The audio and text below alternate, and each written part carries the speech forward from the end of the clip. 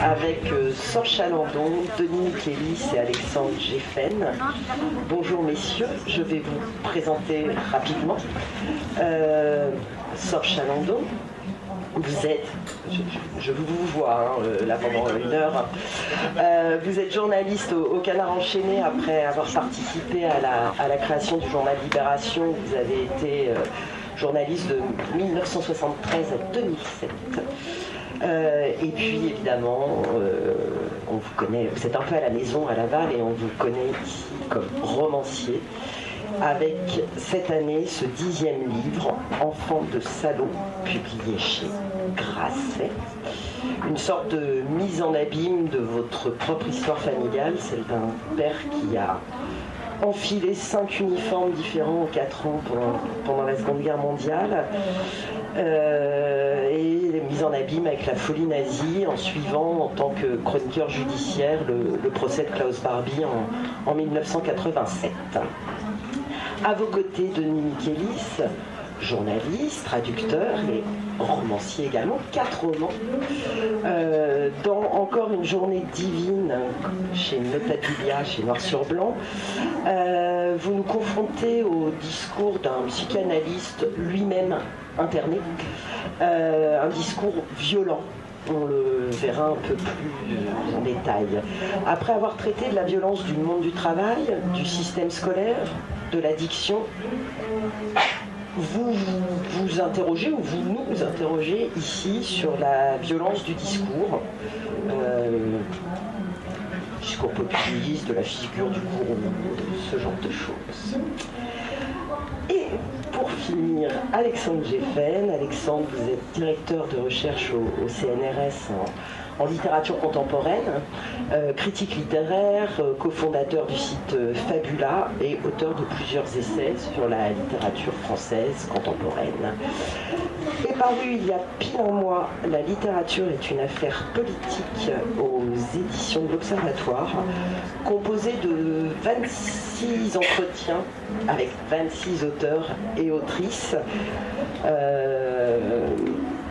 par ordre chronologique de naissance, d'Annie Ernaux à Sandra Lucbert, pour la plus jeune, en passant par Laurent Godet, Nicolas Mathieu, Yannick Henel, Alice Zeniter, Marie Connet, enfin je ne vais pas citer les 26, hélas. Et je vous propose qu'aujourd'hui on rajoute 2 chapitres à votre livre, en nous entretenant de ce sujet avec Sorge Chalandon et Denis Michelis, qui ne sont pas dans l'ouvrage. Et on va rajouter 2 chapitres parce que je vais un peu m'appuyer sur votre questionnaire pour leur poser des questions. Alors évidemment pas les 13 questions de votre corpus, Alexandre, mais je vais m'appuyer sur quelques-unes de vos questions pour nourrir cette rencontre. Je tiens à signaler que vous avez aussi coordonné avec la poétesse Anne Dugin le numéro de la revue Esprit de l'été 2021, qui s'intitulait Politique au pluriel de la littérature, et qui est totalement en miroir et qu'on peut lire en complément de ce livre. Alexandre, je vais démarrer par vous. Je voudrais savoir pourquoi vous vous êtes intéressé à ce sujet-là. Alors, est-ce que je dois dire l'engagement ou est-ce que je dois dire la politique en littérature? Et comment vous avez établi votre corpus de romancier et de romancière, pour démarrer très rapidement sur le corpus?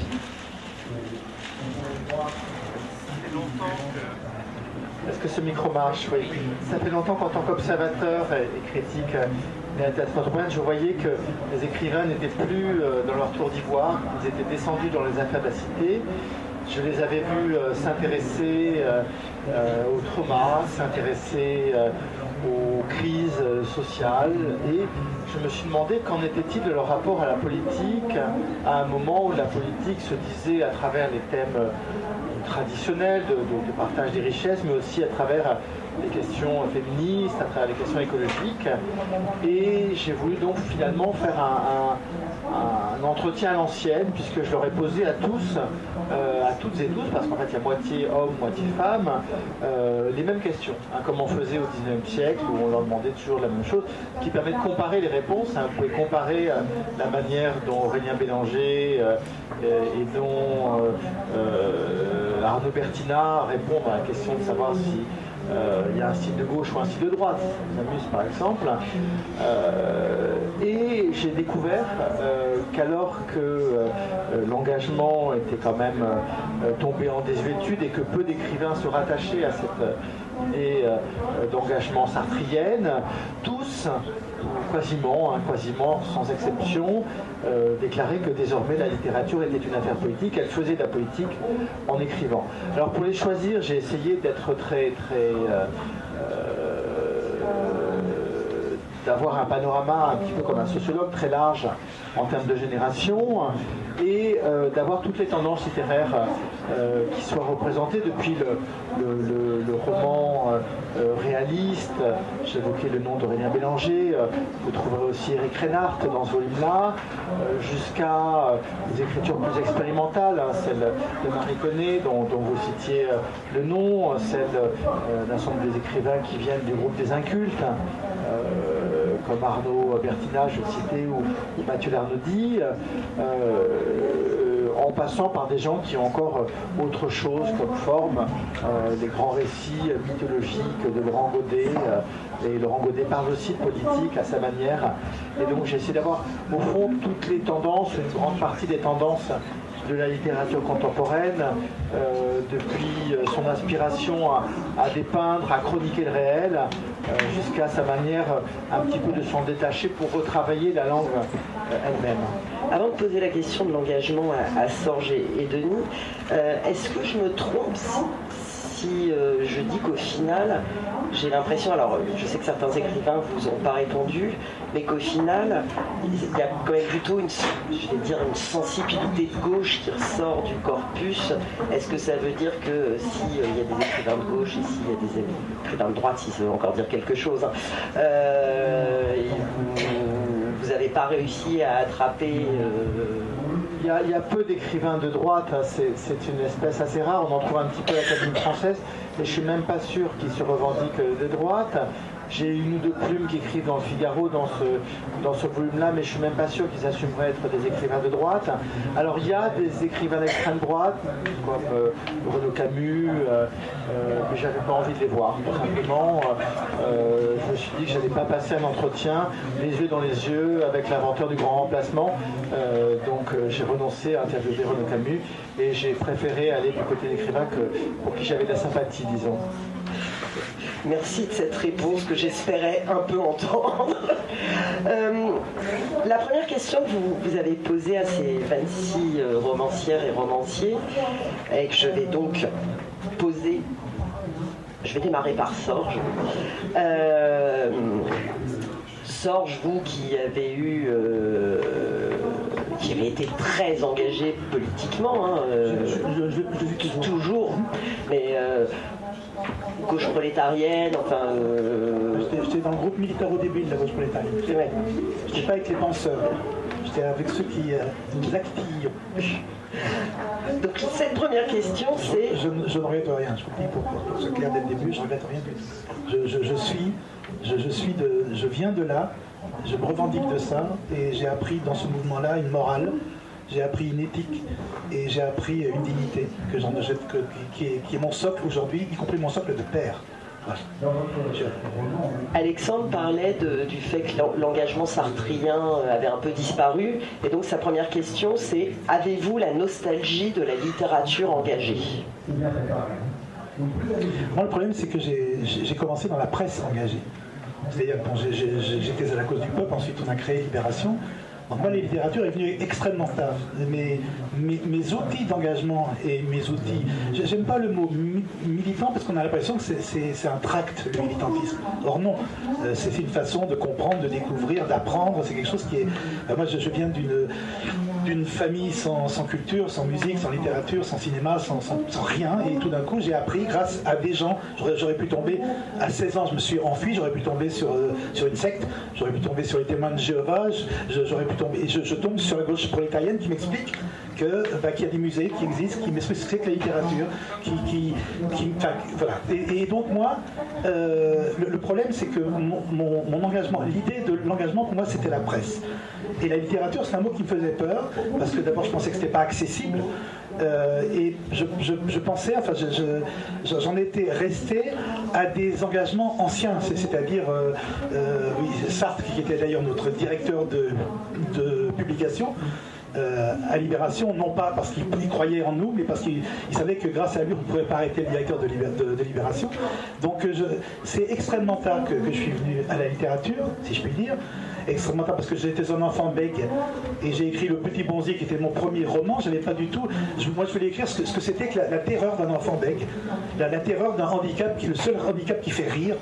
Comment on se défend de ça, comment on se défend de l'humiliation, de l'injustice lorsqu'on est enfant, lorsqu'on est bègue, comment est-ce qu'on survit à ça et est-ce que c'est de la politique ça? Moi, je ne sais pas. En tout cas, quand je commence à écrire Le Petit Bonzi sur la souffrance d'un enfant bègue, je ne me dis pas est-ce que c'est politique ou pas. Il y a un moment donné, j'ai écrit ça sur un geste qui est particulier, si je suis bègue et je vous emmerde, ou bien plus gentiment dit, je suis bègue et alors, et je l'affirme et je l'avoue et je vis avec et c'est comme ça. Donc je vous rassure toujours, je suis bègue quand je suis énervé, mais là je suis plutôt bien avec vous, donc quand je suis énervé, triste, etc., je bégaye. Donc à aucun moment, c'est très particulier en ce qui me concerne. L'idée de politique dans le roman ou dans la littérature, je pense que c'est les autres qui m'ont expliqué que ce que je faisais était, quand journaliste, je suis dans les massacres de Sabra et Shatila, et quand je réécris le quatrième mur, et j'écris sur Sabra et Shatila, quand j'écris sur l'Irlande et la trahison irlandaise, quand j'écris sur la grande catastrophe minière de Liévin dans le jour d'avant, est-ce que je fais de la politique? Je ne sais pas. C'est-à-dire que moi, je suis heureux quand on me le dit, mais je n'ai pas cette conscience-là. Je n'ai pas l'impression de faire de la politique. J'ai envie de refaire vivre des sans-voix, de refaire vivre des invisibles, de faire vivre des gens que l'on n'a pas vus, pas entendus, pas compris. Si c'est de la politique, tant mieux, parce que c'est un très beau terme. C'est un très beau mot, la politique. On va revenir sur le côté politique. D'accord, donc c'était juste la question. Ouais. D'accord. Mais la nostalgie de ce qu'on appelait cette littérature engagée qui n'existe plus, enfin depuis... Mais moi je crois que si, mais je crois qu'elle n'est pas dans le terme. Je crois, ah oui. Non, parce que la littérature engagée, je ne sais pas ce que c'est, moi. J'ai envie qu'on me dise la vérité. J'ai pas envie qu'on m'embrouille. Moi je suis orphelin d'idéologie maintenant. Et j'ai juste envie qu'on me dise la vérité, d'où qu'elle vienne, quelle qu'elle soit. Donc non, si c'est non, en fait non, j'ai la nostalgie de l'âge que j'avais quand je les lisais, mais je n'ai pas la nostalgie de ce qu'il m'apportait à l'époque, parce que d'autres gens font de la politique dans d'autres romans aujourd'hui, même si c'est une ligne, même si c'est une phrase, même si c'est un mot, il y a de la politique dans les livres qui essaient absolument tout, et ça me suffit en ce qui me concerne. Merci Serge. Denis, ça va être dur de passer après. Hein. Même question en plus, avez-vous la nostalgie de la littérature engagée? Vous voulez dire la littérature engagée, genre pro-russe, contre la Russie, comme il y avait Sartre-Camus, c'est ça en fait la question sur la littérature engagée. Je ne peux pas répondre parce que c'est pas du tout mon domaine de compétence, donc je vais faire une pirouette. Voilà. Mais il y a un des auteurs dans votre livre qui en parle, je crois que c'est Karine Thuil. Moi je suis plutôt nostalgique du roman, du vrai roman, c'est-à-dire, je l'ai beaucoup dit, ici aussi pendant les précédentes éditions du festival, j'avais co-signé une tribune dans Le Monde il y a quelques années où on mettait un peu à mal, avec d'autres collègues dont Sophie Divry, l'autofiction et le roman historique qui sont beaucoup trop mis en avant en France par les éditeurs et qui cachent un peu le roman. C'est-à-dire pour moi le roman, ne peut être engagé que le roman. Pour moi l'autofiction ça a quand même tué une forme d'engagement, une forme de politisation. Et puis je suis aussi nostalgique, j'ai presque envie de dire, mais c'est une fausse nostalgie parce que des genres, de certains mauvais genres, c'est-à-dire d'une littérature de science-fiction, une littérature fantastique ou une littérature de polar qui par essence est très engagée. On oublie de le dire, mais la littérature de science-fiction qui, à mon avis, va revenir là, un peu à la mode, comme il y avait dans les années 70, avec ce que nous traversons tous collectivement dans le saccage de la planète. Je pense que la science-fiction a des réponses à apporter à ça. Pour ce qui est de la littérature fantastique et du polar, ce sont des littératures très engagées, puisqu'elles dénoncent souvent la violence domestique, mais à leur manière. Donc j'ai une nostalgie on va dire, du roman, de la fiction, du symbole, parce que ce sont des littératures qui utilisent des symboles, comme la science-fiction, le fantastique. Par exemple, la science-fiction va utiliser, je sais pas, les voyages dans l'espace, les colonisations d'autres planètes, qui, voilà, ça c'est un symbole, ou qui vont parler de sociétés apocalyptiques, post-apocalyptiques, et qui vont donc parler du problème écologique. Donc là, je suis nostalgique de ça, et je trouve toujours un peu dommage qu'on relègue justement ces genres à des mauvais genres, à une littérature qui serait uniquement pour s'évader, qui ne ferait pas réfléchir, alors qu'au contraire, je la trouve très très très engagée politiquement, soit sur l'écologie, soit sur la violence domestique. Voilà, si vous lisez un thriller ou... C'est vrai que le roman noir... Oui, Denis, vous avez raison de dire qu'il faut s'intéresser au roman. Merci. Quand Chloé Delhomme fait une utopie politique, l'essentiel de la République, elle se projette effectivement dans un monde féministe. Elle se demande pourquoi ce monde n'arrivera pas, pourquoi il n'est pas arrivé. Nous, en revanche, je ne peux pas vous laisser dire que l'autobiographie n'est pas un genre poétique. Quand Annie Ernaux raconte sa vie de femme, c'est une écrivaine éminemment poétique qui a changé le monde, qui a permis aux femmes de se reconnaître, de se comprendre largement. Lorsque Alice Zeniter raconte l'histoire des harkis, par exemple, c'est un genre éminemment politique. Donc le roman historique que vous regrettez, le roman autobiographique, sont aussi des manières de penser les cultures, les identités, les dominations, de faire entendre les invisibles et sans voix dont Sorge évoquait l'importance dans la littérature contemporaine. De ce point de vue-là, je peux pas être tout à fait d'accord avec vous. Bah, tu peux, enfin vous pouvez Denis. Oui, alors Annie Ernaux, bon. C'est le transfuge de classe, c'est une grande obsession française, le transfuge de classe en littérature, donc moi ça m'intéresse pas vraiment, mais voilà, c'est très personnel. Après non, je regrette pas la littérature historique, mais ce serait très long, puis je vais pas refaire la tribune. Mais l'idée, c'était plutôt de dire qu'il y avait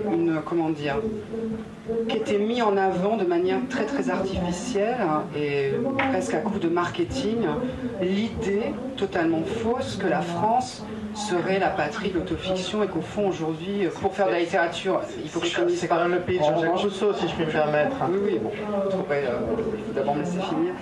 Et que finalement... Ne battez pas, c'est très bien que vous ne soyez pas d'accord, c'est très intéressant, mais on ne se bat pas. Après, pardon, moi je suis auteur, donc c'est bien d'avoir un critique et quelqu'un qui est comme ça, une vue d'ensemble. Mais c'est vrai qu'en tant qu'auteur, vu de l'intérieur, oui, c'est compliqué aujourd'hui, je pense que tous les romanciers ici le diront, c'est compliqué quand vous voulez faire de la fiction. Si vous ne passez pas par l'autofiction ou une certaine forme de roman historique, c'est plus compliqué, tout simplement. C'est plus compliqué de se faire éditer, c'est plus compliqué de toucher un certain public. Enfin, voilà, je suis désolé, l'autofiction est omniprésente en France, alors qu'elle ne l'est pas en réalité. Il y a beaucoup plus d'auteurs de fiction qu'on ne pense. Mais vous voyez, c'est un leurre. On nous fait croire que... Non, mais juste parce que moi j'aime bien le terme autofiction. En fait, je sais pas très bien ce qu'il veut dire. C'est-à-dire que non, mais je sais ce que c'est. Mais je suis désolé, on va discuter comme ça parce que moi j'aime bien comme ça. Quand je suis journaliste, quand je suis dans les massacres de Sabra et Shatila, quand j'assiste à ça et quand j'écris ça pour Libération. Attends, non mais c'est important. Et que j'y retourne pour faire un roman. Et là, je deviens metteur en scène de théâtre et je veux monter Antigone à Beyrouth parce que je tiens à retourner à Sabra et Shatila, mais je n'ai pas envie d'être journaliste, je suis metteur en scène de théâtre et je veux revivre ce que j'ai vécu là-bas sous un autre. Est-ce que c'est de l'autofiction ça ou pas? C'est ce qu'on appelle maintenant la littérature de terrain, dans laquelle on travaille autour de son expérience et on ne cache pas qu'on est soi-même l'observateur, on ne cache pas son identité d'observateur. Et je crois que c'est très important, c'est absolument fondamental, c'est ce que font les grands écrivains journalistes. Carrère a cette formule absolument extraordinaire, il dit que le journalisme est une forme de littérature autant que la tragédie. Et effectivement, quand on vous lit ou quand on lit des gens qui sont vraiment dans la non-fiction, qui a un grand genre littéraire, Emmanuel Carrère qui fait du journalisme, Florence Aubenas dans La Colline de la Poste, on a clairement une forme d'engagement par témoignage qui est formidable et qui est extrêmement importante pour nous. Et ce que vous avez rapporté de Sabra et Shatila a marqué l'histoire littéraire. Mais c'est de la fiction pure. C'est-à-dire que Georges, je le tue à la fin. Georges, le narrateur, et c'est en ça aussi pour moi c'est pas de l'autofiction. Le narrateur Georges, qui est ma part d'ombre, parce que j'ai découvert que la guerre avait fait de moi un bourreau, un salaud, parce que la guerre nous dit ce qu'on a dans notre ventre. Il fallait que je tue Georges, donc j'ai mis en place tout ce processus pour tuer Georges, qui est mon deuxième prénom. Je ne suis pas dans l'autofiction, je pense que quand je retourne à Sabra et Shatila en tant que metteur en scène de théâtre, parce que j'ai envie que ce metteur en scène de théâtre, Georges, qui soit mon double noir, meure dans le livre, on peut, quand les gens me disent que c'est autobiographique, par exemple, je dis mais non, puisque je meurs à la fin. Tu vois, je t'entends et je comprends très bien ce que tu dis, mais je ne sais pas où je suis, moi, en fait. Mais moi, on fait une thérapie, je sais pas. Je ne peux pas répondre à cette question. Mais c'est différent. Non, mais on ne peut pas comparer les livres que tu fais. Christine Angot, par exemple, qui est une des représentantes de l'autofiction, c'est ça que je veux dire. Et encore une fois, pardon, je ne vais pas, mais j'ai deux mots. Hein. Je ne suis pas en train de faire le procès d'un genre littéraire. Par ailleurs, les genres existent. Parce que il y a une tendance aussi à dire oui, mais finalement, il n'y a pas de genre en littérature. Les genres existent. Voilà. Vous avez des romans réalistes, vous avez du polar, vous avez des romans fantastiques, vous avez de l'autofiction, vous avez du roman de témoignage, vous avez des journalistes. En effet, Florence Sobnas, par ailleurs, j'aime beaucoup. Moi. C'est un des romans qui m'a le plus marqué ces dernières années.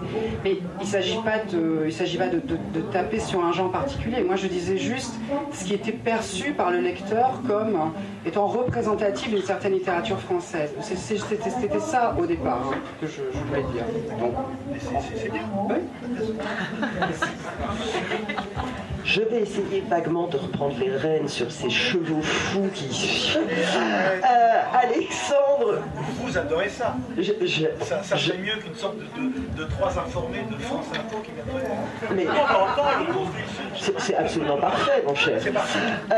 Alexandre, dans les réponses à cette première question, j'ai beaucoup aimé ce que Patrick Chamoiseau dit, où il parle d'abandonner cette histoire sartrienne de littérature engagée pour envisager celle de littérature consciente. Oui, alors, effectivement, je pense que la conscience que l'écrivain a du monde est une conscience qui est celle d'un monde qui doit être dévoilé, d'un monde qui doit être accompagné, d'un monde qui doit être raconté, d'un monde qui attend la parole du romancier aussi pour prendre sens, hein, comme le dit Alizé Diter, le monde est en attente d'histoire, les communautés sont en attente d'histoire. Et effectivement, cette conscience que le romancier a du monde est sa forme fondamentale d'engagement. Elle consiste à le raconter sous un angle, ou le raconter de manière polyphonique, en faisant entendre plusieurs voix, plusieurs angles différents. Et cette manière de mettre du récit sur une situation est je crois, la forme fondamentale par laquelle un romancier va prendre position dans un champ, hein. Raconter le monde selon le point de vue d'un dominé ou d'un dominant, d'un roi ou d'un esclave, d'un roi et d'un esclave, et puis raconter quel monde, raconter le monde proche, le monde lointain, tout ça sont des choix éminemment poétiques. Littérature conscience, conscience du monde, Sorge, j'imagine qu'effectivement, ne serait-ce que le fait de la double casquette journaliste, écrivain, conscience du monde, on est en plein dedans. J'ai pas le choix, mais ce qui est intéressant sur Prince ou Manon, ou sur... par exemple, moi, ça, c'est une chose qu'un journaliste ne peut pas faire, mais qu'un romancier peut faire. Quand mon ami, qui était un traître irlandais, un combattant irlandais qui trahissait l'IRA depuis 20 ans, qui trahissait ses amis dont moi, quand on sait que c'est un traître et il a été exécuté le 4 avril 2006, quand on sait que c'est un traître, j'ai écrit un premier roman qui s'appelle Mon traître, où je suis le trahi. Et ensuite j'écris Retour à Quilibex où je suis le traître. Et ça, je trouve que ça c'est une possibilité qui m'est offerte. C'est pas un journaliste que tu offres ça. En tout cas, le romancier, son copain, mon traître, il était mort. Et moi, ce qui m'a intéressé, c'est qu'est-ce que c'est qu'un traître? Comment est-ce qu'on devient un traître? Pourquoi est-ce qu'on est un traître? Et quand tu as la possibilité tout d'un coup d'être l'humilié et d'être le bourreau, d'être le trahi et d'être le traître à la fois, là moi j'ai l'impression que c'est un geste politique, parce que je ne me contente pas de ma position de trahi humilié, je veux savoir qu'est-ce que c'est qu'un traître. Est-ce qu'un traître, ça peut être un homme formidable ou une femme formidable qui a juste baissé les bras? Et travaillant là-dessus, parce que je sais que j'ai un traître en moi, comme un trahi, et ben, travaillant là-dessus, je suis sur un terrain, pour le coup, qui est un terrain que le journalisme m'interdit absolument. En fait, j'ai pas le droit de faire de la littérature quand je suis journaliste. En revanche, quand j'écris en tant qu'auteur, je me lave de l'information, je me lave des faits, je me lave de la violence quotidienne, de l'impérialisme, de l'actualité. Et je peux créer une ville et puis je peux devenir un traître à mon tour. Et pour moi, faisant cela, je pense que quand même je rentre dans une position de recherche qui fait que je peux être un traître et un trahi, et je peux l'avouer. Et j'écris le mot roman, donc ça me protège. Denis Sorge vient de parler de la violence, se laver de la violence du monde. Je l'ai dit dans l'introduction, vous avez travaillé dans vos romans sur la violence du monde du travail, la violence du système scolaire, la violence des addictions, là c'est la violence du discours. Il y a ce côté, se laver de la violence du monde, ou au contraire il y a ce côté plutôt faire prendre conscience de la violence du monde. Oui, mais de toute façon, tous les romans sont toujours, en tout cas quand je les écris, mais j'imagine que Sorge c'est pareil, c'est quand même le reflet d'un moment donné. Il y a eu Non, mais c'est toujours l'expression, en tout cas, d'une certaine époque qu'on traverse, en tout cas que moi je traversais. Quand j'ai écrit mon premier roman, je venais de quitter mon travail de journaliste et je voyais autour de moi des personnes qui se faisaient licencier très très violemment. Je réfléchissais depuis longtemps d'écrire sur le harcèlement au travail, donc là j'en ai parlé. Pour le dernier roman, par exemple, Encore une journée divine, il y avait cette idée, et d'ailleurs je crois que c'est Yannick Enel qui le dit dans votre ouvrage, il y avait l'idée de réfléchir un peu à l'appauvrissement du langage. C'est-à-dire que je me rendais compte de plus en plus qu'à travers notamment les réseaux sociaux, il y avait une sorte de simplification du langage et donc de la pensée. Et donc je me suis mis à imaginer, j'ai cherché une forme pour l'incarner, un personnage, et j'ai trouvé dans un personnage de psy, qui est donc celui qui écoute l'autre, hein, qui prend le temps de nous écouter, d'écouter nos histoires, d'écouter notre vie, et ensuite d'essayer de nous remettre sur le bon chemin. J'ai eu l'idée d'un psy qui parlait d'une manière très très très vieillotte, mais très très un peu surannée, un peu classique, donc une très très belle langue française, mais qui en même temps refuse d'écouter ses patients. Il y a donc une idée qui aurait une thérapie très très rapide et qui dirait par exemple à un de vos patients, si ça ne va pas avec vos parents, on n'avait qu'à mettre le feu à la maison, etc. Donc l'idée c'était de réfléchir autour de cet appauvrissement du langage. Ton patron te harcèle, tue ton patron. Oui, c'est ça, il y a ça, non. Enfin, il ne le dit pas comme ça directement, c'est un peu plus... Voilà. Mais il fallait, comme j'écris des romans, et qu'il fallait absolument pas que ça soit un roman à thèse ou une sorte d'essai déguisé en littérature, il fallait que je trouve l'incarnation, donc le personnage, que je trouve un style, qui est une histoire, qui est des rebondissements, qui est des personnages secondaires. Mais c'est vrai qu'au départ, il y avait ça, et ça se voit pas forcément. Les lecteurs, quand je leur dis, parfois ils sont surpris, ils disent « Ah bon, c'était ça qu'il y avait au départ de votre livre ?» Tant mieux, c'est que ça ne se voit pas. Disons que l'engagement politique ne se voit pas. Enfin, mieux en général. Alexandre, vous considérez que la littérature se repolitise, enfin vous l'avez un peu dit au début.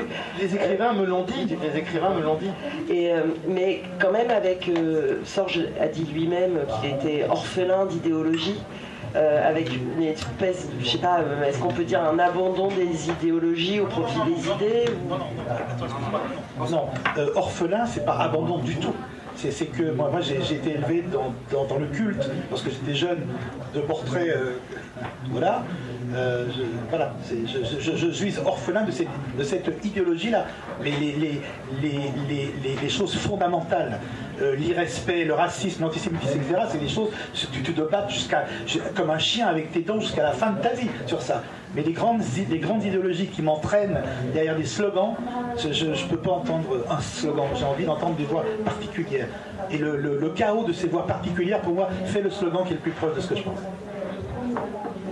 Alors il y a quelques écrivains qui ont encore des outils idéologiques puissants. Annie Ernaux évoque Bourdieu, elle a clairement une culture marxiste et une analyse marxiste du monde, comme simplement des rapports de classe et la dialectique des classes, c'est de l'économie.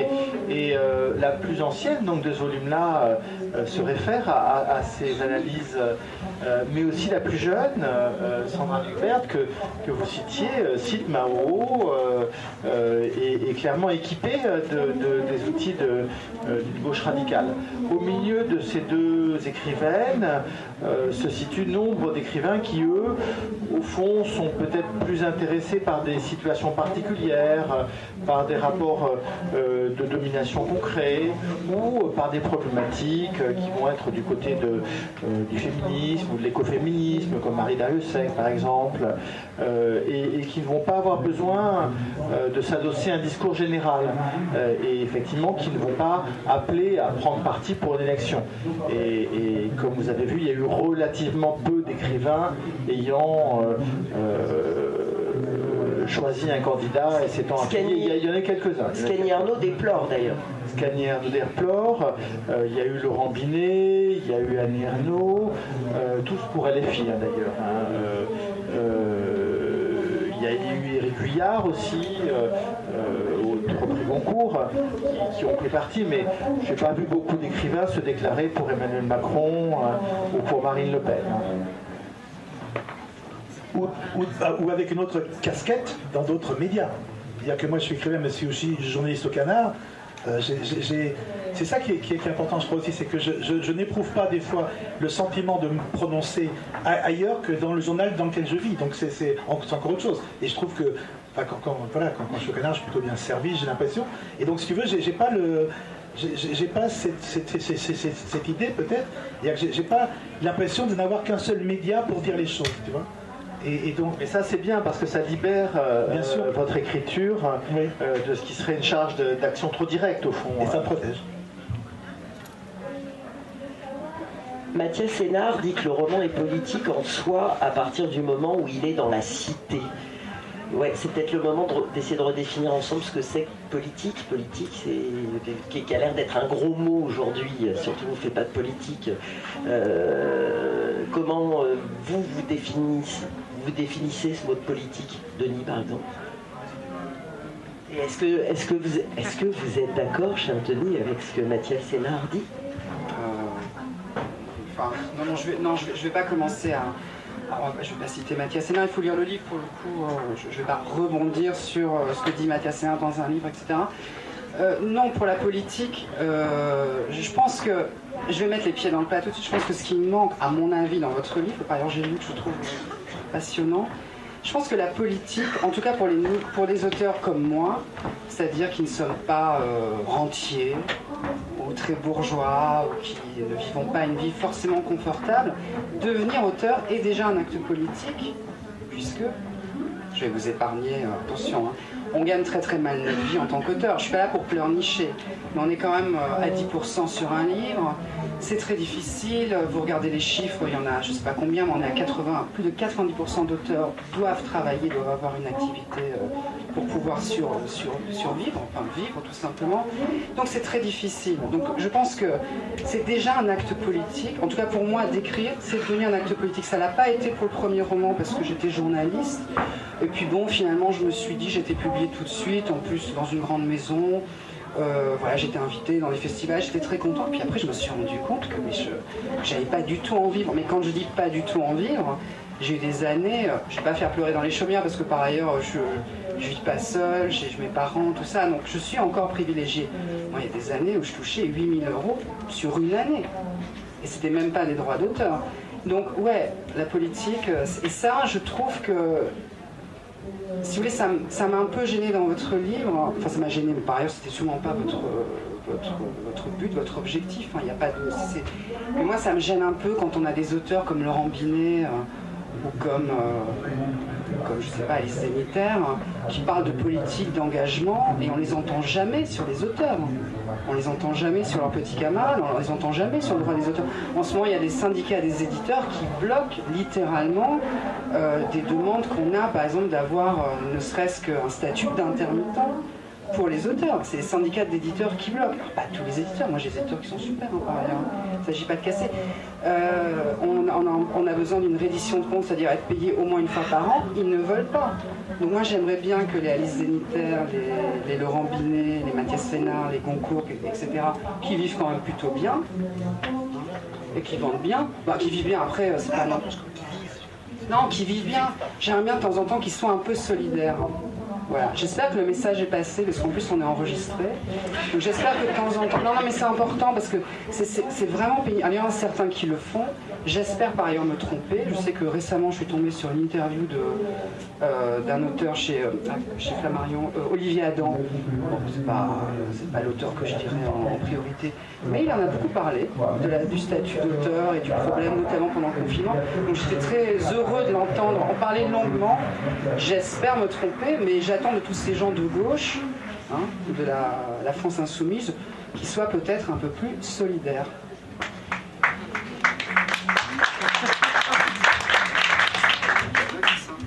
C'est effectivement pas du tout une question que j'aborde dans ce livre, où effectivement ce sont essentiellement des auteurs consacrés qui n'ont pas de problème de fin de mois qui témoignent. Et je crois que c'est effectivement une question importante, hein, comment on accompagne l'auteur. Je rappelle que dans un livre, celui qui est le moins payé, c'est toujours l'auteur. Hein, et ça ne peut pas ne pas être un problème, et vous avez vraiment raison. Petit cours d'économie du livre, ça tombe bien, je l'enseigne à l'école de la librairie, donc le statut de l'auteur, tout ça, on pourra réviser après la table ronde si vous voulez.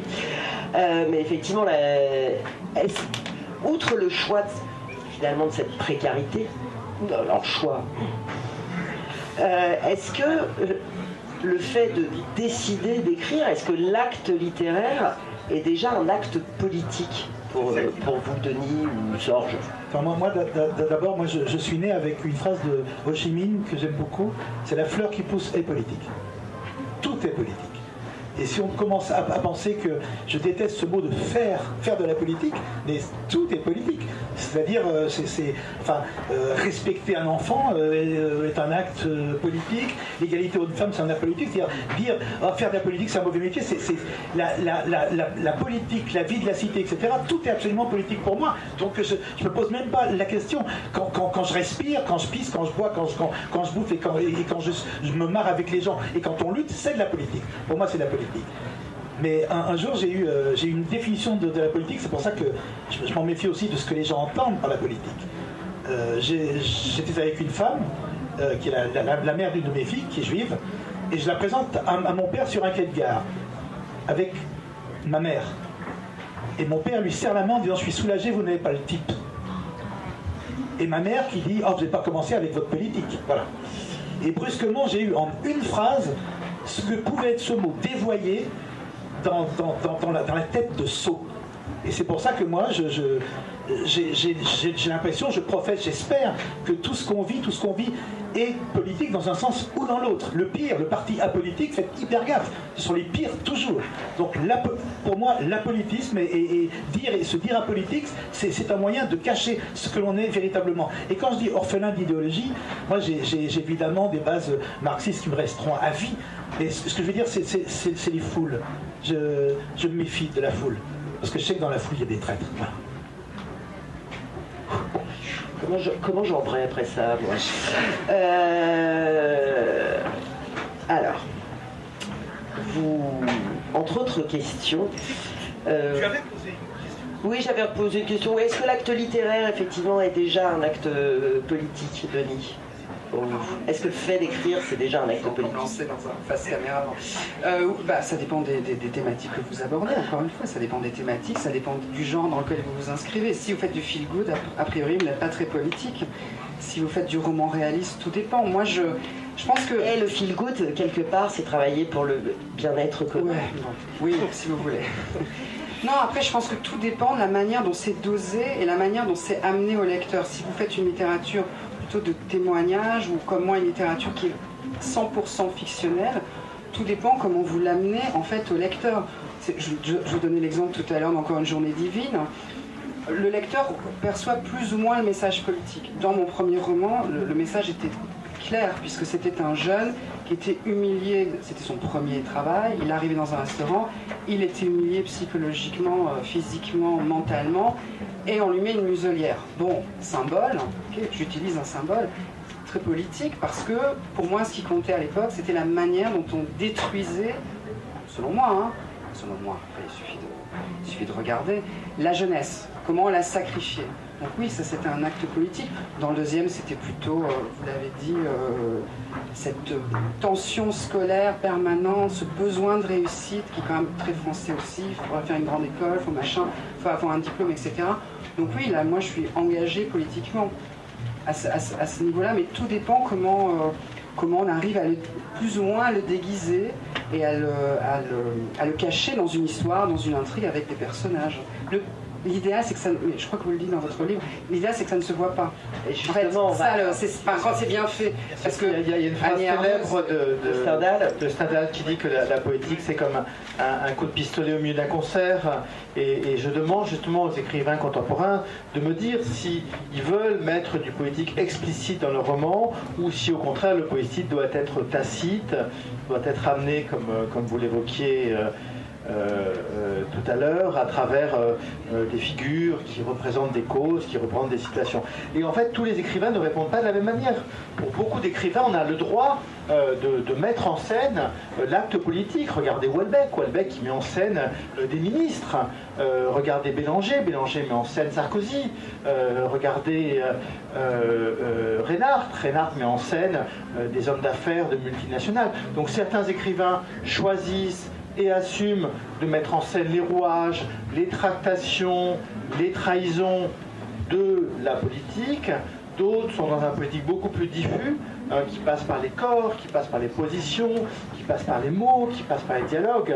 Donc il n'y a sans doute pas qu'un seul rapport que les écrivains ont aux politiques. Alors, vous l'avez tronqué, la citation, là où on la tronque généralement, parce que, et d'ailleurs, finalement, je crois qu'il y a que Mathieu Larnaudy et Arnaud Bertina qui relèvent que Stendhal s'auto-contredit dans la fin de la phrase. Écrivain éminent politique. Donc c'est la politique dans une œuvre littéraire, c'est un coup de pistolet au milieu d'un concert, quelque chose de grossier, alors parfois ça va jusque-là, mais en fait la fin de la phrase c'est « et auquel pourtant il n'est pas possible de refuser son attention ». Et cette deuxième partie de citation est quand même... Et d'ailleurs, je me suis dit, c'est rigolo parce qu'il n'y a que Mathieu Larnaudy et Arnaud Bertina qui disent « Non mais attendez, il y a la deuxième partie de la phrase, il ne faut pas s'arrêter au milieu ». Marie Connet dit qu'il est gonflé, Stendhal, j'adore. Il est gonflé parce que j'ai relu il n'y a pas très longtemps à Chartreuse de Parme, ça ne parle que d'argent, que de pouvoir. Ce ne sont que des rapports de force. Juste sur Houellebecq, parce que moi j'aime beaucoup Houellebecq, et Dieu sait qu'on est, je pense, à l'opposé même politiquement. Mais après, Houellebecq, c'est ce que je disais tout à l'heure sur la manière de faire la politique dans un roman, il ne fait pas que ça, c'est-à-dire qu'il a aussi des personnages, il a aussi une histoire, il a aussi, et c'est ça à mon avis qui a fait son succès, parce qu'on peut tout à fait lire Houellebecq sans idéologie. Enfin, moi en tout cas je le lis plutôt parce que j'aime ces personnages dépressifs, parce que j'aime cette décadence, parce que j'aime cette dépression. Et puis par ailleurs, attendez, je finis juste. Par ailleurs, Houellebecq, ça a été un biographe de Lovecraft, roman de genre, roman fantastique. Très important Lovecraft dans ce côté catastrophiste et fin du monde. Mais on peut tout à fait le lire, Houellebecq, mais en tout cas, j'en suis la preuve. Et je pense que s'il a autant de succès, ça n'est pas que des gens de droite qui lisent Houellebecq. Enfin, ça se saurait sinon. Donc il le fait en effet, il fait de la politique très clairement.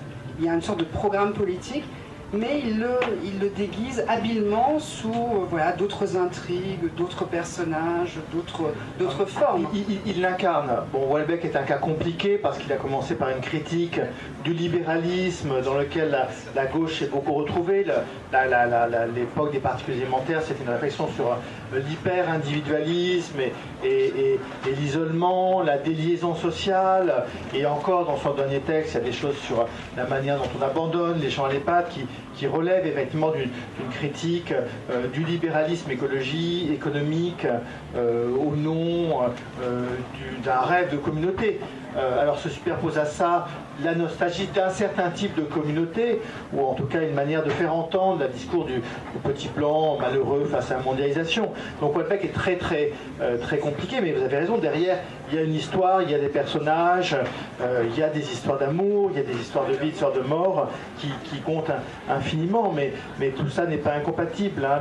L'être houellebecquien est profondément politique.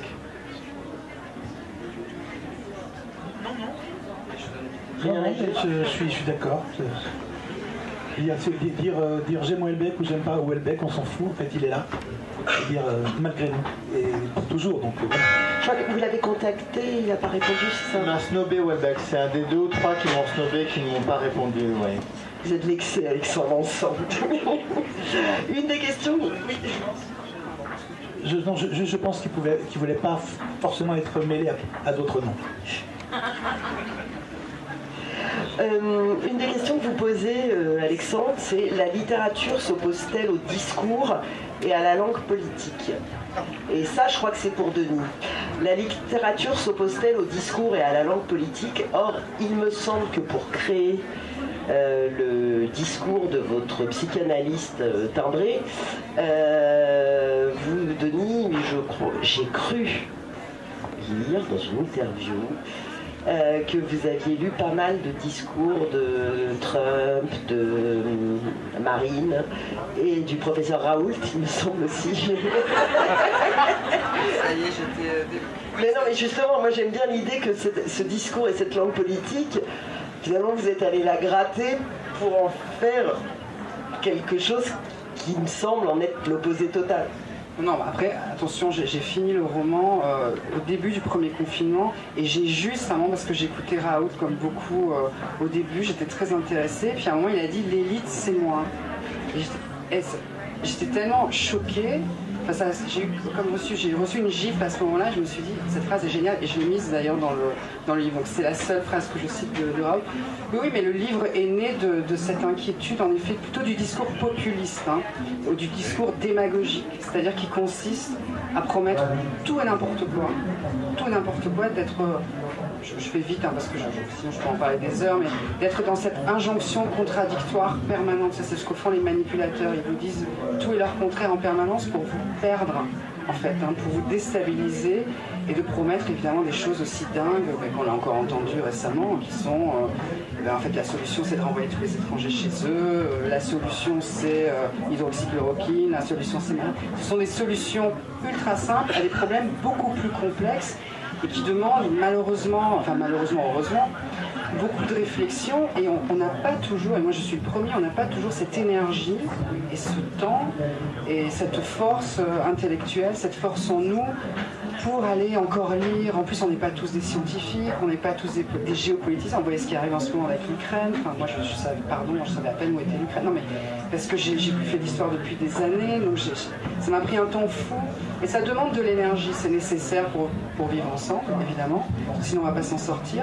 Mais c'était aussi cette paresse intellectuelle que je voulais incarner dans le personnage qui n'arrête pas comme ça de dire à ses patients de les tenter en leur disant mais ne réfléchissez surtout pas trop, passez à l'acte.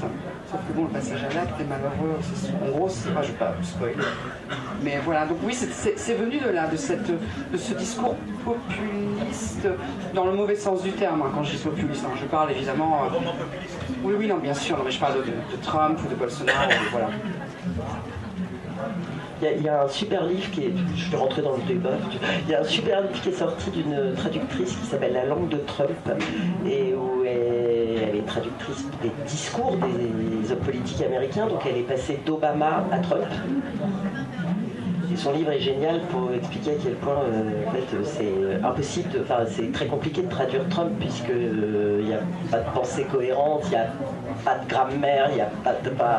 Le livre est absolument extraordinaire. Non, puis comme je disais, c'est l'injonction contradictoire, c'est de dire si quelqu'un, je pourrais très bien tuer quelqu'un, je ne sais plus ce qu'il avait dit exactement, mais prendre une arme et tirer sur quelqu'un, ça ne m'empêcherait pas d'être président. Et puis ensuite, il va condamner la violence quelques semaines plus tard. Donc les lecteurs, là, il se dit, bon, j'ai le droit, j'ai pas le droit, qu'est-ce que je fais? Les gourous fonctionnent exactement comme ça dans les 7 possibles. Il y a toujours ce oui et non, donc on est face à des énigmes et on finit par être... le président philippin est une caractéristique, c'est-à-dire que, je ne sais pas si vous avez suivi un petit peu le président philippin, quand il dit, par exemple, il est président de la République des Philippines, et quand on lui parle d'une nonne, qui était australienne, je crois, qui a été dans une prise d'otage, qui est violée par des taulards, et il dit quand même, moi, quand j'ai vu sa photo, je me suis dit je serais bien passé le premier, quoi. C'est un président de la République, et les gens dans la salle, tu vois les gens qui rient, et c'est un petit mec, et tout d'un coup tu n'as plus rien. Et quand il a donné l'ordre, le droit de tuer les drogués, et qui dit chaque fois que vous tuerez un drogué, vous aurez une médaille. Et le problème, c'est après il y a eu des milliers de groupes paramilitaires qui ont commencé à tuer dans tout le pays, et là tout d'un coup tu es au-delà du discours populiste, c'est-à-dire que tout d'un coup tu as une sorte de, il y a plus de clapet, il n'y a plus rien, et c'est un appel au meurtre absolu, et il est élu démocratiquement. Et quand tu vois ça, c'est les foules, peur des foules. Et c'est pour ça que la littérature est complètement à l'opposé de ces discours-là. Puisque... Alors ça, il est très clair qu'une des premières manières que l'écrivain a de faire de la poétique, c'est de critiquer, de mettre en scène, d'analyser le discours politique, et le discours et la narration politique, parce que les hommes politiques produisent des discours, mais ils produisent aussi des récits, et je crois que beaucoup des écrivains retravaillent les mots du politique. Sandra Lucbert interroge les mots de ce qu'elle appelle la nouvelle langue du néolibéralisme. Beaucoup d'écrivains s'installent. Elle interroge beaucoup de choses, Sandra Lucbert, parce qu'elle fait une propre critique des questions que vous lui posez, d'ailleurs. Oui. Il est très drôle, l'entretien, pas très drôle.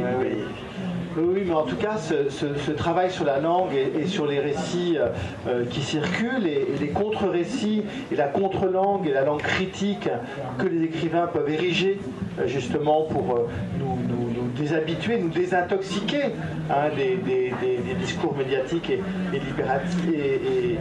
politiques, est une des grandes fonctions, je crois, de la littérature contemporaine. C'est une de ces grandes fonctions émancipatrices, par l'investissement dans un langage qui est poétique, expérimental, qui nous surprend, qui nous permet de repenser ce qui est convenu.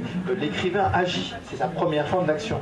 C'est vrai, et moi ce qui m'intéresse, c'est même on s'en rend pas compte, mais les technocrates mettent dans nos têtes des mots qui sont à eux et que l'on emploie aussi. N'importe quel maire d'une commune rurale va parler de son territoire.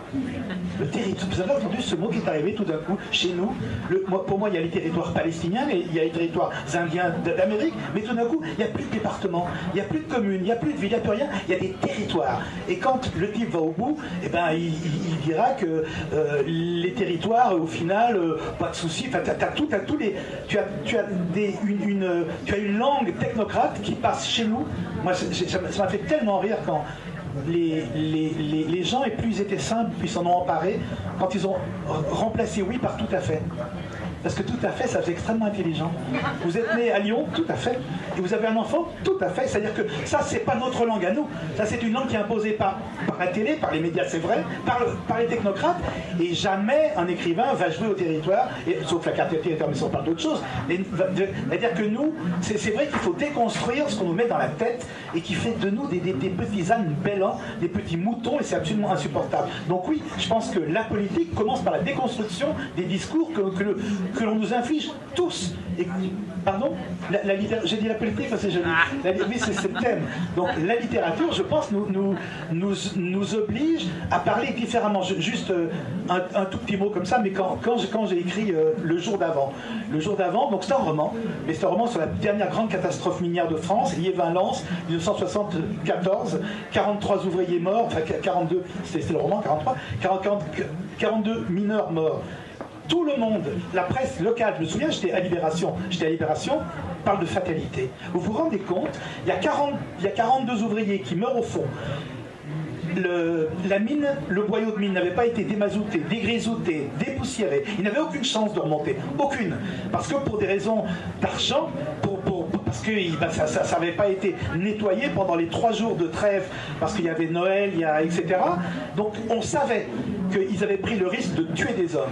Et que tout d'un coup, on nous explique que c'est la fatalité, parce que quand le mineur il meurt à la mine, c'est la fatalité. Tu ne peux pas entendre ça. Et ensuite, quand tu as les 42 cercueils qui sont alliés Valence sur la place, et que le président de la République, Giscard d'Estaing, ne se déplace pas, et qu'il envoie son premier ministre, vous imaginez 43 cercueils ici, et le président qui ne vient pas, et que les femmes de mineurs, les veuves de mineurs, trouvent sur la fiche de paye de leur homme mort le mois passé, trouvent qu'ils ont enlevé de la paye, parce que le casque a été abîmé, parce que le vêtement n'a pas été... C'est hallucinant, c'est pas Zola, c'est Giscard. Et bien ça, tous ces mots-là, tous ces mots de territoire, de fatalité, etc., oui, la littérature les combat, moi j'en suis sûr. Ce qui est bien, c'est que tu as dit tout à l'heure que c'est les lecteurs qui disaient que tu faisais du politique dans tes livres, mais en fait, tu es politique quand on te dit. Ah, t'es vivant. Est-ce que je crois qu'il reste 5 minutes, est-ce que vous avez éventuellement des questions pour ces messieurs? Moi j'en ai encore, mais je ne peux pas vous retirer votre droit à la parole, surtout que c'est ça la politique, c'est échanger aussi, c'est le commun.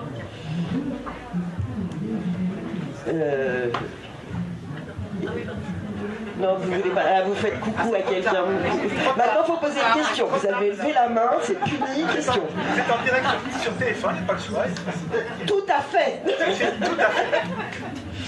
Est-ce que non, pas de questions? Alors, Alexandre, je vais vous poser une dernière question. C'est quelle réalité, enfin, quel combat de société quelle réalité ou quel combat de société semble s'atteler aujourd'hui la littérature contemporaine? Vous en avez cité quelques-uns tout à l'heure. C'est quoi les grandes thématiques? Je crois qu'il n'y a pas une question importante de la question des migrants chez Marie Connet, à la question des dominés socialement chez Nicolas Mathieu dans les zones périurbaines, en passant par la question des dominations de genre jusqu'à la domination de l'environnement, qui ne soit pas travaillée par la littérature. Une bibliothèque, une librairie, c'est maintenant un lieu où les écrivains analysent, mettent en scène, dévoilent des questions qui sont fondamentales et souvent avant. Ils sont souvent avant les hommes politiques, ils sont souvent avant même les sociologues, avant les gens qui sont même des journalistes. Ce sont eux qui sont aux avant-gardes d'une sensibilité qui leur fait découvrir les questions du monde. Lorsque Marielle Lafont pense la question des néo-ruraux, elle le fait très en avance. Lorsque Nicolas Mathieu pense la question des zones périurbaines, il le fait avant les Gilets jaunes. Ce sont vraiment des vigies qui nous envoient des signaux d'alerte, et il faut écouter ces signaux d'alerte qui nous viennent de la littérature. Marielle Lafont qui raconte quand même que puisqu'elle parle des agriculteurs dans ses textes, elle est estampillée écrivain de droite par la presse de droite. Donc voilà, je trouve, j'ai appris ça dans le livre et voilà. Juste, moi j'ai un souci, mais je ne sais pas ce que vous en pensez, parce que moi ça... Est-ce que je peux être noir dans un livre ou pas? Oui, non mais je sais, oui pardon, je suis désolé. On est à 2 minutes de la fin. Non mais je sais, excusez-moi, mais moi c'est quelque chose qui me bouleverse profondément. Je veux avoir le droit, même si j'ai pas été élevé dans les champs de coton, pourquoi je n'aurais pas le droit à un moment donné d'exprimer en tant que blanc cette souffrance-là? Pourquoi? Je sais pas. Alors Denis n'est pas d'accord avec ça. Non, je suis pas d'accord. On a déjà eu cette discussion, oui, par ailleurs. Non, mais c'est difficile. Non, mais par ailleurs, j'aurais envie de te dire, si j'étais ton éditeur, tu as vécu tellement de choses, tu peux tellement incarner cette façon. C'est pas ma réponse. Peut-être ne serait-on plus que nous sommes. Après, non, mais l'écrivain, c'est celui qui est tout le monde. Mais c'est celui qui peut être tout le monde. C'est refusé lorsqu'il y a des cas d'appropriation culturelle dans lequel sa manière d'être autrui est une manière de continuer à dominer autrui, ça peut arriver. Et donc je pense qu'il y a des conditions pour être tout le monde. Il ne faut pas faire du colonialisme dans l'écriture, il y a des manières de faire entendre, de donner la parole à autrui sur des manières respectueuses, il y en a d'autres qui le sont moins. Et ce sont des questions d'éthique, la littérature, elle se pose beaucoup de questions d'éthique dans la manière dont on va effectivement confier, partager, mettre mettre en partage les identités et la parole. Et je crois que ce sont des débats, et une partie de la critique littéraire, d'ailleurs, elle ne consiste pas à dire ce texte est beau ou ce texte est intéressant, elle consiste à dire ce texte est juste. Et cette question de la justesse, elle est fondamentale. Et non pas vrai, juste. Juste. Il y a certains des écrivains interviewés qui disent qu'il ne faudrait pas que la littérature devienne opportuniste en cherchant ses thèmes du côté des sujets de société. Je crois que c'est Philippe Forest qui parle de ça. Et puis Nathalie Quintane qui dit qu'il ne faudrait pas quand même que, même si, parce qu'elle est plutôt du côté de la littérature politique, Nathalie Quintane, c'est pas le problème, mais elle dit qu'il ne faudrait quand même pas qu'on oublie l'enjeu formel et de style de la littérature. Et finalement, c'est ce qu'on vient de faire pendant 1 heure. On n'a pas parlé de forme, on n'a pas parlé de style, et c'est mal. Flagellons. Il faut qu'on se flagelle tous, parce qu'il faut quand même qu'on rappelle. Quand on parle de justesse, on parle de style. Mais on a fini dessus, Alexandre. Alors c'est mal, oui et non, parce qu'effectivement la littérature a toutes ces casquettes-là, mais oui, c'est vrai, n'oublions pas que la littérature, c'est pas que des sujets, c'est aussi une forme, un style, et je pense que... C'est pas séparable. C'est pas ou l'un ou l'autre.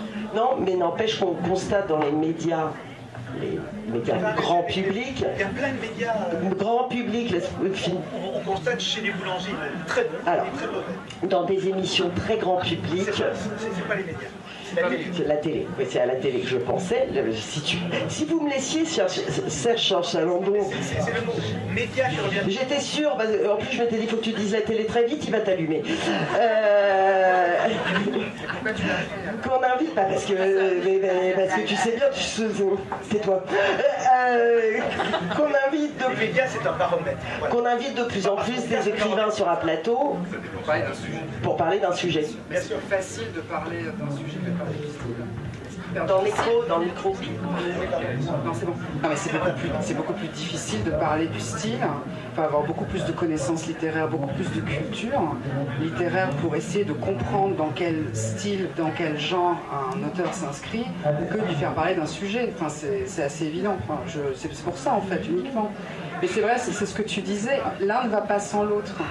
Ou alors il faut être formaliste, c'est-à-dire qu'il faut se dire tout ce qui compte c'est la langue et rien que la langue, et finalement le sujet, l'intrigue, je m'en fiche, mais en général ce sont les deux qui vont ensemble, le fond et la forme. Et ce sera le mot de la fin parce qu'on a débordé de 2 minutes. Ils vont tout de suite en dédicace à l'espace librairie. Un grand merci à tous les 3.